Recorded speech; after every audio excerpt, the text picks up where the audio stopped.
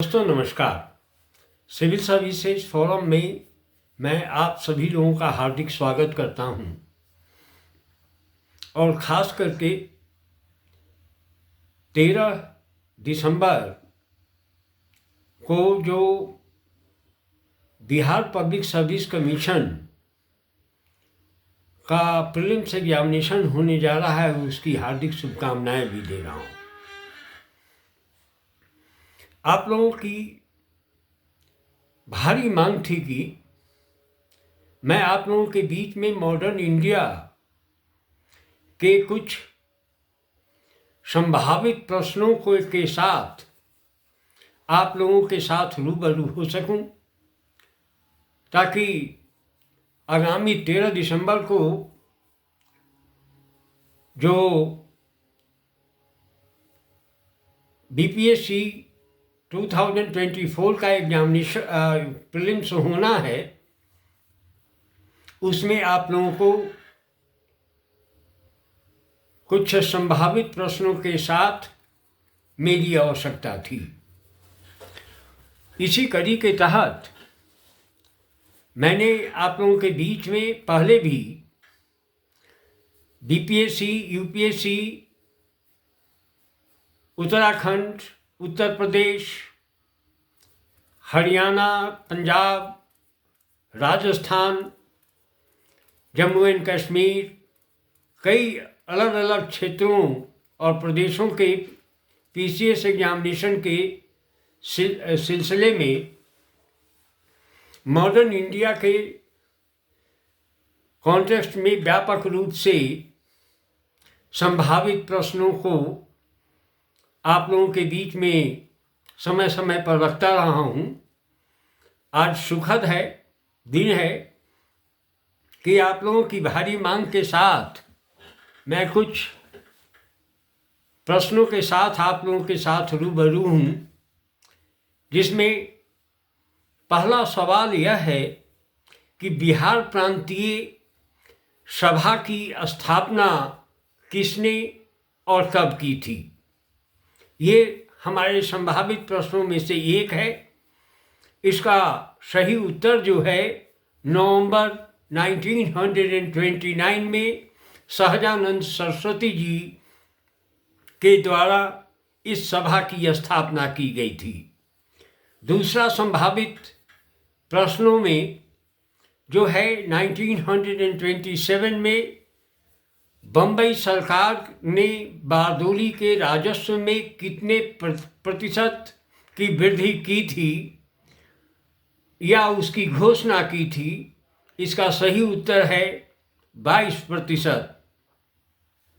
तीसरा संभावित प्रश्नों में पंजाब रियासती प्रजामंडल की स्थापना कब हुई थी, तो इसका सही उत्तर जो है जुलाई 1928 है।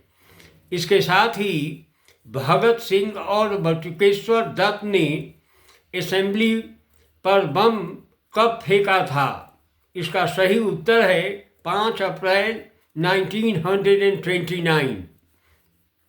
इसके साथ ही राजनीतिक कैदी जतिन दास की मृत्यु जेल में अनशन करते हुए कितने दिनों के दौरान हुई। प्रश्न एक बार फिर से सुन लें। राजनीतिक कैदी जतिन दास की मृत्यु जेल में अनशन के दौरान कितने दिनों में हुई थी। इसका सही उत्तर है 64 दिन जेल में अनशन करने के दौरान उनकी मृत्यु हो गई थी। इसके साथ ही अगला प्रश्न जो है, जब पंडित नेहरू ने डोमिनियंस स्टेट की मांग रखी तो जवाहरलाल नेहरू तथा सुभाष चंद्र बोस ने कांग्रेस के भीतर एक प्रेशर ग्रुप का निर्माण किया था।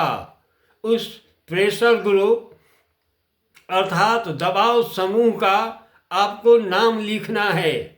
सवाल एक बार और सुन लें कि जब नेहरू रिपोर्ट ने डोमिनियन स्टेट्स की मांग रखी थी, तो जवाहरलाल नेहरू तथा सुभाष चंद्र बोस ने कांग्रेस के भीतर एक प्रेशर ग्रुप का निर्माण किया था।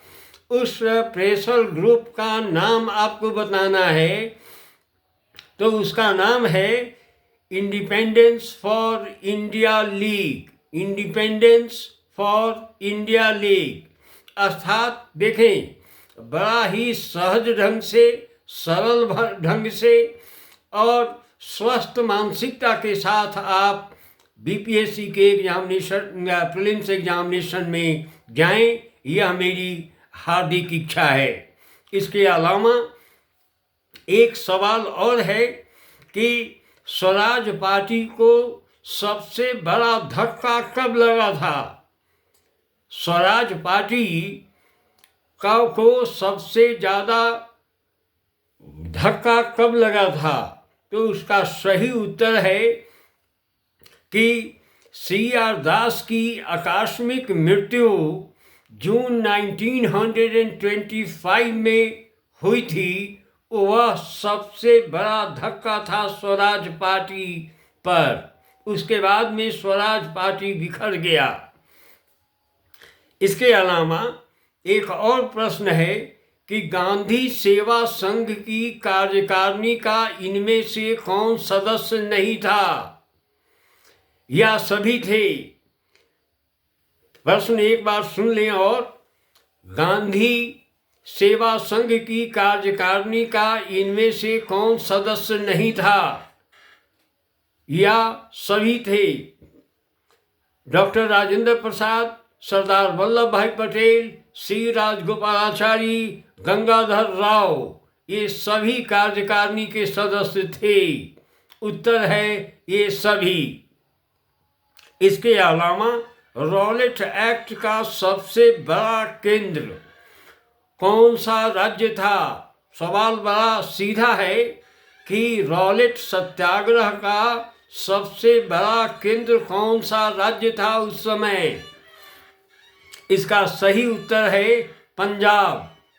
इसका सही उत्तर पंजाब है।